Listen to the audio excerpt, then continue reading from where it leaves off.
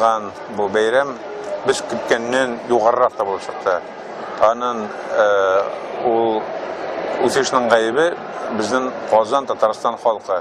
Алар шушы бәйрәмне үз итеп алып, бөтен шәһәрдә бәйрәм әзерләп, стадионнарга, спорт комплексларга шыгырым тулык иттереп, бөтен ярышларда утырып, алар менә бу бәйрәмне тагын да күтәрделәр. Шуңа күрә мин әлбәттә канәгать.